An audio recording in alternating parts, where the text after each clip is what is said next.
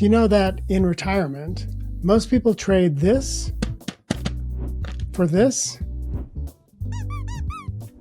Hi, I'm Ian Murdoch, and in this video, I'll show you how what most people think of as an accomplishment, paying off your home and sitting on home equity, can actually be a giant mistake.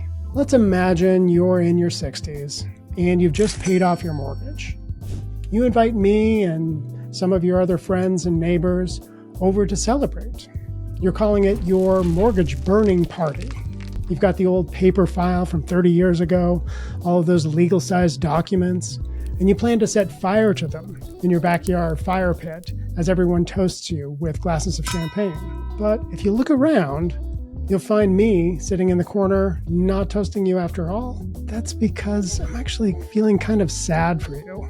And I promise, it's not because I'm jealous. Let's look at this more closely and see if this is really a cause for celebration. Equity building over your working years makes sense.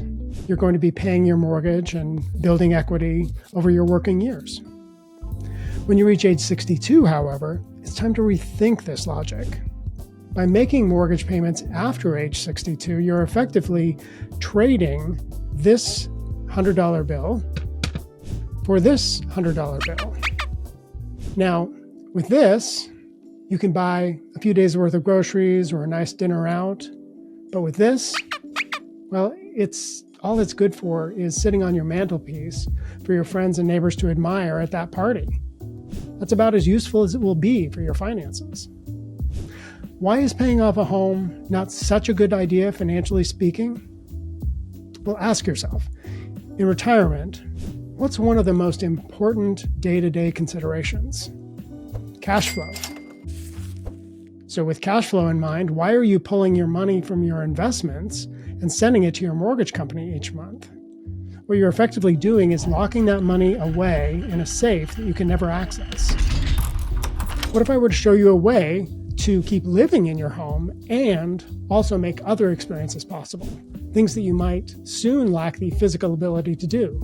Things like funding a family trip abroad, walking the Camino de Santiago trail in Spain, funding your children's education, learning to scuba dive in Hawaii. Do all the things that allow you to see your life's work in action while you're still around. By taking out a reverse mortgage as early as age 62, you can stop the outflow of money from your investments and possibly gain access to some of the equity you've built up over the years. Either or both of these will have a dramatic effect on your monthly cash flow.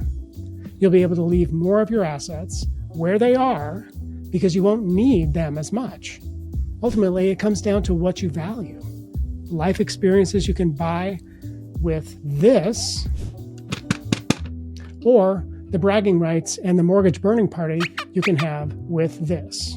Ultimately, there's no right or wrong choice in this matter. But for context, let's think about the Dickens Christmas Carol, in which Scrooge is initially living in his house, his cold house, by the way, because he wouldn't pay the heating bills, admiring his mountains of money, being stingy with Bob Cratchit. Would we choose that? Or would we choose the persona he was able to develop later in the story after having those experiences with the ghosts, in which he saw a more benevolent aspect to his life and a more rich way of using his money to benefit others and to benefit himself while he was alive?